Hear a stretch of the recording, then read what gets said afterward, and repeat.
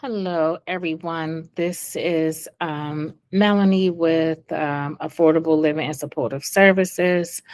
As stated in the previous videos, we are helping folks to focus on housing stability, and in a conjunction with other things that folks need help with.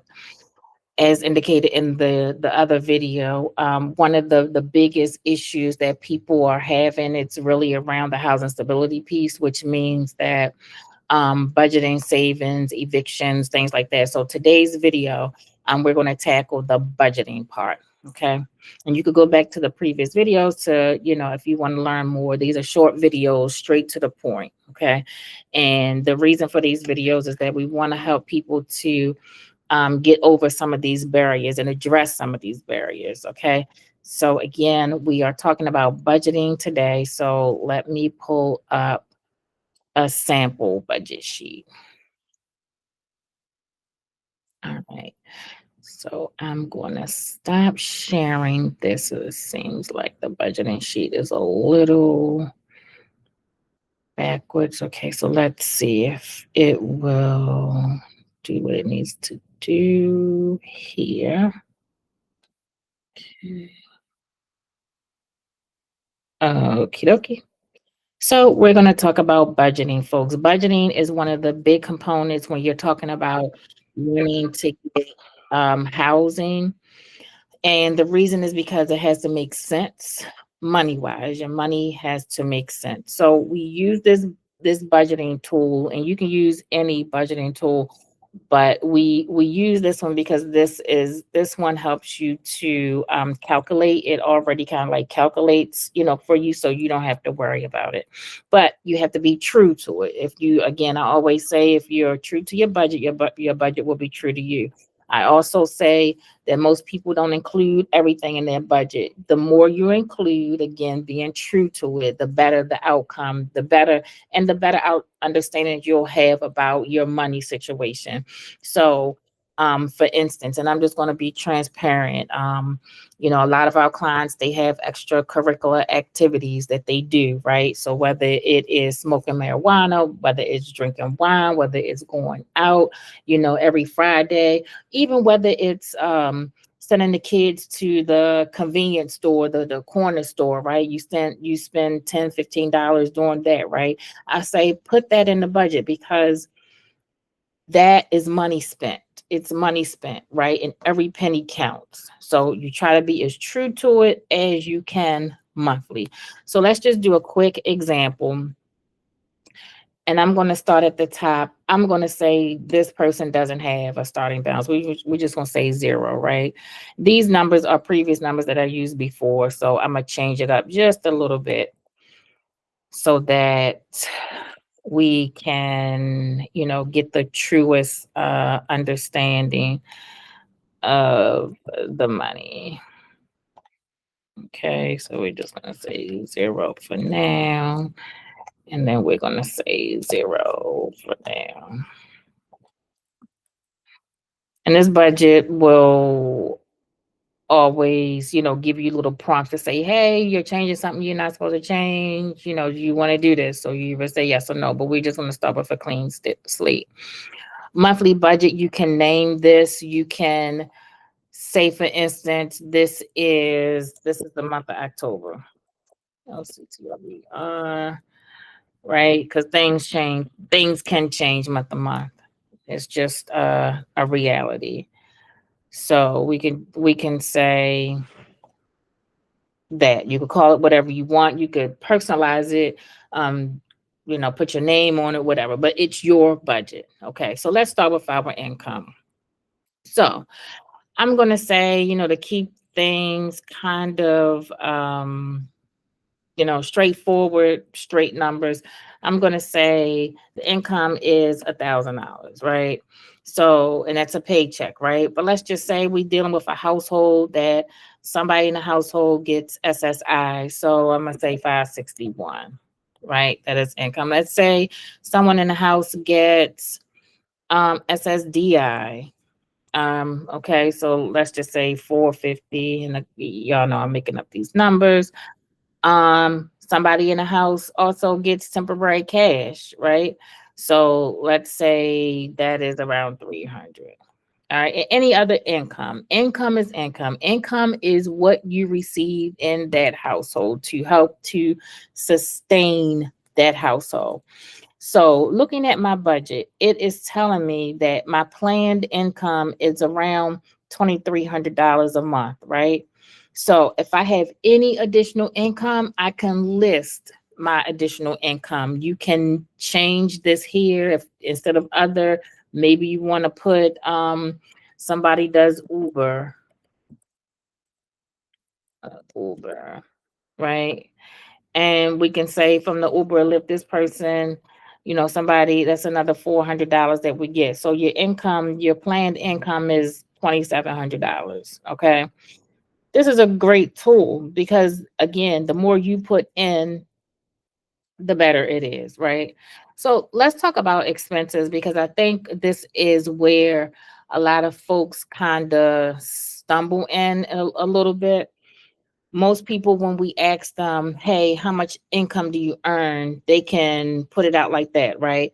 But when we talk about expenses, this is where the gray area comes in because I don't think folks really understand the truer you are to saying, hey, I have said expenses, the better outcome you have. So let's say for my food, let's say monthly, or for the food for this particular situation, we're saying 150. Okay. So 150, right? So I'm sorry, I think I need to put this over here. 150. So let's back that out. Yeah. Okay, so 150. All right. So let's say in the planned, let's say the rent. So rent we look at two different ways. So if you are a person or a family that is trying to transition to another rental situation, right? So we look at that. So let's just say you're looking at a house or you want to get a house, right? And the house is 2000. Well, no, let's say the house is $1,200, right? So $1,200. This is what you're projecting. You're already spending $150 on food, and so you want to look at a house that's a 3-bedroom house or whatever. It's $1,200. All right. Your transportation this is a family that drives, and so let's say instead of transportation, we're going to put a car payment. So let's say your car payment is, let's say, $500, right? Let's say your personal stuff. So personal could be the toiletries or whatever you have to get for the house. Let's say that's $200. Let's say your utilities, right? This is what previously your utilities were. So utilities could be your water. We can make it as specific as your water, or we could just say BG&E, right? So let's say BG&E is $200. Let's say instead of that, let's say your Wi-Fi. These are bills that you already know about because of where you have previously lived. Wi-Fi. Okay, so let's say your Wi-Fi is $100, right? Let's say you don't have any childcare, but we could put something in place of childcare. So let's say you have a car payment, so you got to have car insurance.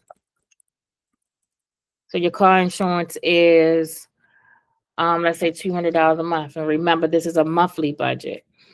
Um, and so what we see right now, and I'm gonna take a quick pause at this because I want folks to really understand this. We haven't even talked about the little things that happen within a month, right? So right now, our income is around $2,700, but our planned expenses is around $2,500. So we roughly have about 200 or a little bit less than 200 to kind of work with. So again, these are just the basic bills, right? We haven't talked about if you smoke cigarettes now are like what, I think 18, 17, damn near $20, right? So we haven't even talked about the cigarettes, if that is your situation, right?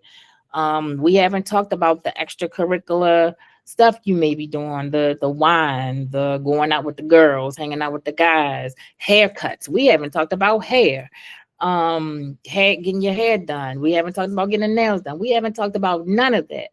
So this, again, if you are true to your budget will be true to you, but you got to put these things down.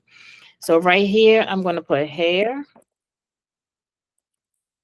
So let's say the average hair, and that depends on what you get done, right? So I'm gonna say 150, right, a month, and I think that's on a low end. I think that's on a conservative end, to be honest with you. Nails about what, $75, and 75.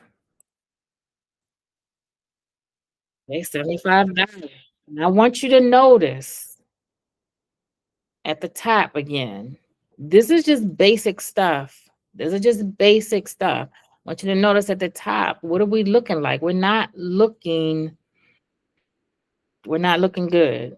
We're not looking good. Just on the premises of my planned expenses, my income, we're not looking good at all.